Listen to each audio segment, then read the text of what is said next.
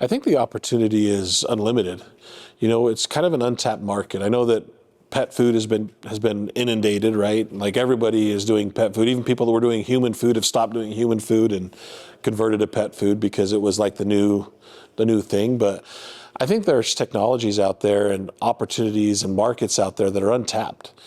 The key is finding a product, finding a way to use that product and make it available to the masses and make it easy to use.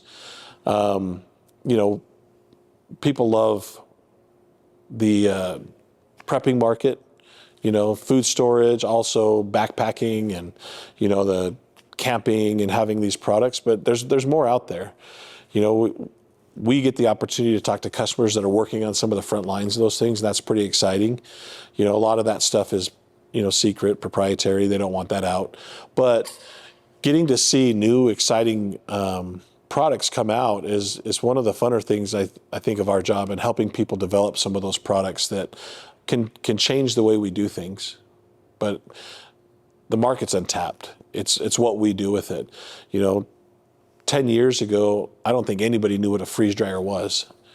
But thanks to companies out there that we all know, and people like ourselves that are out there pushing the technology, it's becoming much more mainstream. We're seeing candy, and in every convenience store, we're finding freeze-dried products on shelves, fruits, vegetables, meats, mixed products, combined products, ready-to-eat products. You're starting to see those everywhere.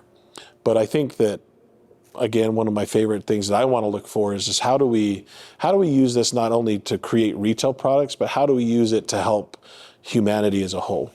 Is there ways that we can use this freeze drying to save some of the waste, bring that to third world countries, that instead of just throwing good product away because, we couldn't use it, well, it's still good.